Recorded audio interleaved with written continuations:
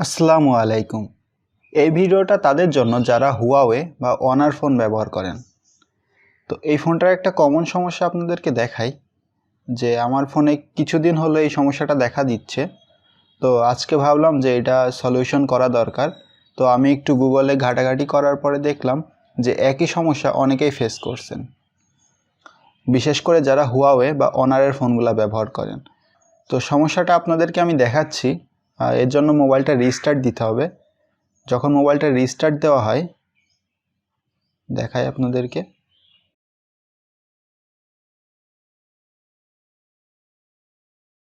এই দেখুন, মোবাইল যখন রিস্টার্ট দেওয়া হলো তখন দেখাচ্ছে, আমি একটু আপনাদেরকে জুম করে দেখাচ্ছি, your device has failed verification and may not work properly. তো এই লেখাটা দেখাচ্ছে। এখন সিম্পলি যদি আমি পাওয়ার বাটনটা প্রেস করি তাহলে এটা বুট হবে, কিন্তু পরবর্তীতে যখন আবার রিস্টার্ট দিব বা বন্ধ করে অন করতে যাব সেক্ষেত্রে দেখা যাবে আবার একই সমস্যা দেখা দিচ্ছে। তো এটা সমাধান করার জন্য এই যে 2 নম্বর অপশন যেটা দেখছেন যে প্রেস ভলিউম আপ কি ফর 3 সেকেন্ড, তো এই জন্য আমি ভলিউম আপ বাটন যেটা আছে এখানে, মানে যেটাতে সাউন্ড বাড়াতে হয়, সেটা 3 সেকেন্ডের জন্য প্রেস করে ধরে রাখতে হবে। তো আমি এটা ধরে রাখছি। তো এটাতে গেলে আপনাদের রিকভারি মোডে চলে যাবে। গেলে এখানে অবশ্যই আপনাদেরকে ওয়াইফাইয়ের সাথে কানেক্টেড থাকতে হবে, কিছু ফাইল ডাউনলোড হবে এই জন্য। তো আপনারা যদি মোবাইল ডেটা ইউজ করে থাকেন সেক্ষেত্রে আপনারা অন্য একটি মোবাইল ডেটা অন করবেন এবং সেটার হটস্পট অন করবেন, করে এই মোবাইল দিয়ে আপনাদের যে হুয়াওয়ে মোবাইল, অর্থাৎ যে মোবাইলটাতে সমস্যা দেখা দিচ্ছে সেই মোবাইলের ওয়াইফাইটা কানেক্ট করবেন। তো এখানে দেখুন download latest version and recovery, তো এটাতে আমি ক্লিক করছি, করে ডাউনলোডে ক্লিক করছি। তো এখানে দেখুন ওয়াইফাইটা কানেক্ট হবে। ওয়াইফাইটা অবশ্য আমার কানেক্ট করা আছে, দেখি নতুন করে চাই কিনা। দেখুন নতুন করে চাচ্ছে না, তো এটা সিলেক্ট করলেই হয়ে যাবে ডিরেক্ট। নিয়ে এখানে ডাউনলোড হওয়া পর্যন্ত আমি ভিডিওটা স্কিপ করে দিব যেন আপনারা বিরক্ত না হন। এখন এখানে ডাউনলোড শুরু হবে, ফাইলটা একটু খুঁজে নিচ্ছে সার্ভার থেকে।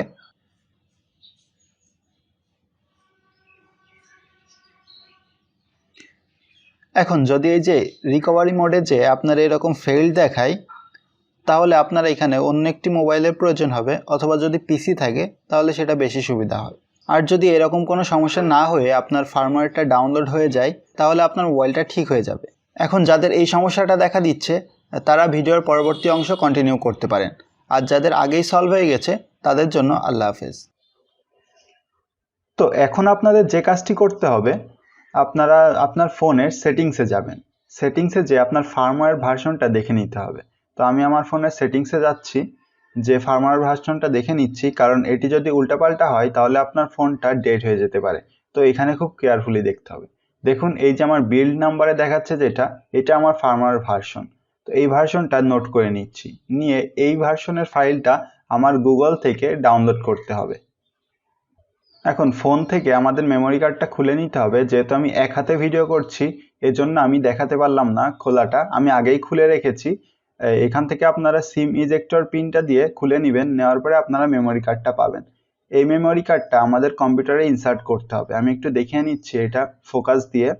এটা আমার ওয়ালটনের তরফ থেকে 64 জিবি একটা মেমোরি কার্ড। তো এটি আমি ব্যবহার করব এই ভিডিওতে। আপনারা একটু বড় সাইজের পেন ড্রাইভ নেবেন যেন সেটিতে 5-6 জিবির মতো জায়গা থাকে, কারণ এই ফার্মওয়্যার ভার্সনটার ফাইল যেটা, এটা অনেক বড় একটা ফাইল। তো আমি এখানে কার্ড রিডারের মাধ্যমে এটি আমার পিসিতে ইনসার্ট করব, করার পরবর্তীতে আমি পিসিতে দেখাবো। আপনারা যদি মোবাইলে ব্যবহার করেন তাহলে সেক্ষেত্রে আরও সুবিধা হবে। আপনারা জাস্ট ফাইলটা ডাউনলোড করে আপনার এসডি কার্ডে সেটি নিয়ে নেবেন। তো আমি পিসিতে দেখাচ্ছি যেন আপনাদের বুঝতে সুবিধা হয়। তো আমি এখানে ইনসার্ট করে নিলাম আমার কম্পিউটারে। পরবর্তী অংশ আমি পিসিতে দেখাচ্ছি। তো এই যে দেখুন আমি পিসিতে চলে এসেছি, পিসি স্ক্রিনে। এখন এই ফাইলটা আপনাদেরকে ডাউনলোড করতে হবে। আপনার যদি এক্স্যাক্ট সেম মডেল হয় আপনাদের ফার্মওয়্যার ভার্সনটা চেক করে দেখবেন, যদি এক্স্যাক্ট সেম হয় তাহলে আপনারা লাকি। আপনাদের জন্য এই ফাইলটা আমি ভিডিও ডেসক্রিপশনে দিয়ে দিব, সেখান থেকে সরাসরি ডাউনলোড করে নিতে পারবেন। তো এখানে আমার ফার্মওয়্যার ভার্সনটা আমি নোটপ্যাডে দেখাচ্ছি, LX2C6361940CUSTD 0001, এটা আমার ফার্মওয়্যার ভার্সন। তো আপনাদের যদি সেম হয় তাহলে অবশ্যই এটা ডাউনলোড করবেন, আর যদি সেম না হয়ে থাকে অবশ্যই আপনারা গুগল থেকে খুঁজে বের করবেন। কারণ এখানে আবারও বলছি, যদি আপনারা উল্টোপাল্টা কোনো ফার্মওয়্যার দিয়ে ফেলেন তাহলে আপনার ফোনটা কিন্তু ডেড হয়ে যেতে পারে। এক্সট্র্যাক্ট করার পরে এরকম দুইটা আপনারা ফোল্ডার পাবেন।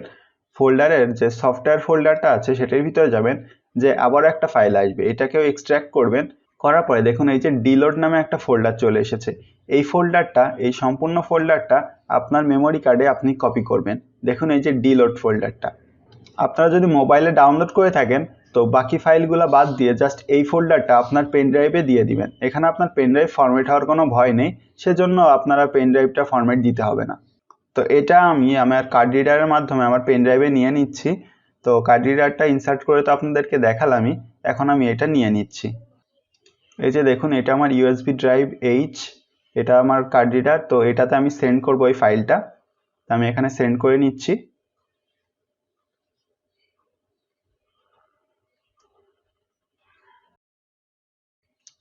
তো এখানে সেন্ড করার পরে পিসিতে আর তেমন কোনো কাজ নেই। তো আমি এখন আবারও মোবাইল স্ক্রিনে ফিরে যাচ্ছি। তো এখন আমি কার্ড রিডারটা বের করে নিয়ে আমার ফোনে ইনসার্ট করব আবারও।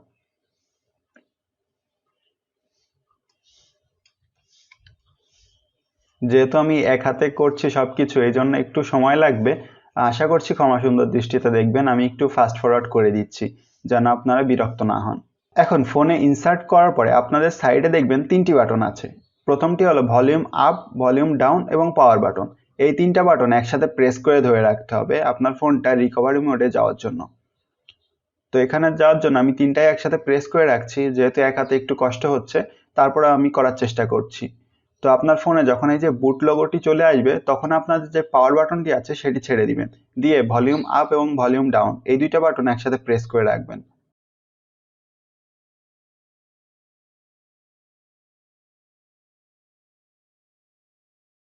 এই যে দেখুন এখানে অটোমেটিকই ইনস্টলিং আপডেট দেখাচ্ছে, তার মানে এখানে আমাদের সাকসেসফুলি যে আমরা যেই মেমোরি কার্ডটা ইনসার্ট করেছিলাম সেখান থেকে সরাসরি আপডেট হওয়া শুরু হয়ে গিয়েছে। তো এটা আপডেট হতে একটু সময় লাগবে, আমি ততক্ষণে ফাস্ট ফরওয়ার্ড করে দিচ্ছি। বেশ অনেকখানি সময় লেগেছিল আমার, এই ধরুন 15 থেকে 20 মিনিট বা তারও বেশি সময় লেগেছিল। তো আমি ভিডিওটা ফাস্ট ফরওয়ার্ড করে দিচ্ছি। এখন যে কোনো জায়গায় আপনার আটকে যেতে পারে, আটকে গেলে ঘাবড়াবেন না। আমারও 67%-এ অনেক সময় আটকে ছিল, প্রায় 2 থেকে 3 মিনিট মতো আটকে ছিল, এজন্য আমি কিছুটা ভয় পেয়ে গেছিলাম। তো আপনাদের আশা করছি এমন ভয়ের কোনো কারণ দেখবেন না আপনারা। এখন 100% হয়ে গেলে আপনার ফোনটা আবারও রিস্টার্ট নিবে। তো রিস্টার্ট যেহেতু অনেক সময় লেগেছে এজন্য চার্জের একটা ব্যাপার আছে, চার্জ শেষ হয়ে যেতে পারে।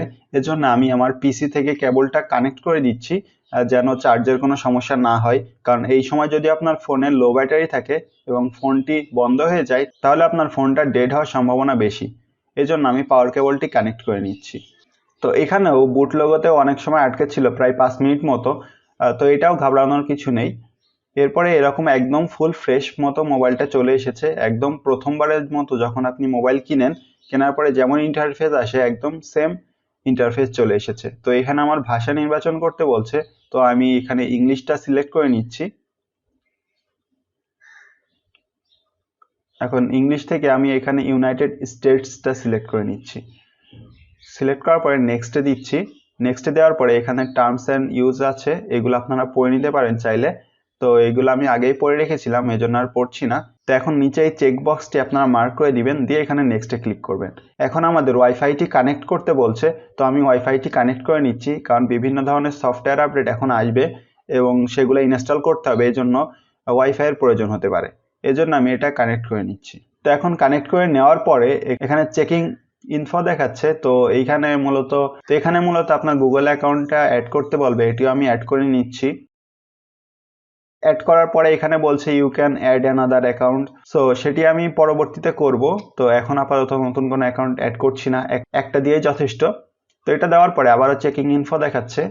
তো দেওয়ার পরে এখানে যত কিছু আসে আপনারা অ্যাকসেপ্ট করতে পারেন, একটু বুঝে বুঝে অ্যাকসেপ্ট করবেন কোডটি করার। তো আমি সব কিছুই অ্যাকসেপ্ট করে নিচ্ছি। দেওয়ার পরে এখানে নেক্সটে ক্লিক করছি। এখানে আরো অনেক কিছু আসবে, সব কিছুই আমি স্কিপ করে দিচ্ছি, এখানে দিতে গেলে অনেক সময় লাগবে। তো এখানে আমার কিছুই লাগবে না, আমি যা দরকার আমি ম্যানুয়ালি সেট আপ করে নিব। তো দেখুন হয়ে গেছে, এখন গেট স্টার্টেড চলে এসেছে। এখন ফোনটা একদম সম্পূর্ণ নতুনের মতো হয়ে গিয়েছে।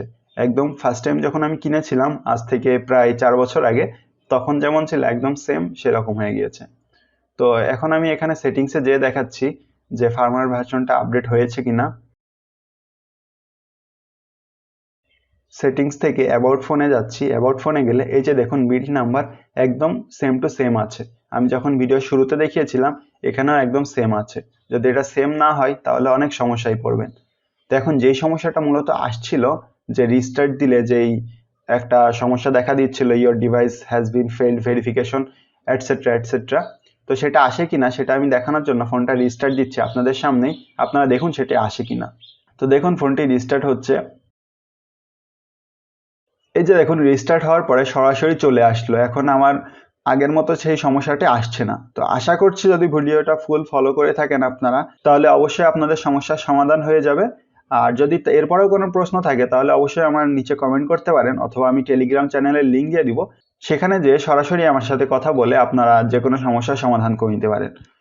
তো এই পর্যন্তই। এতক্ষণ সাথে থাকার জন্য ধন্যবাদ সবাইকে। ইটস মি এস আর সরব সাইনিং আউট।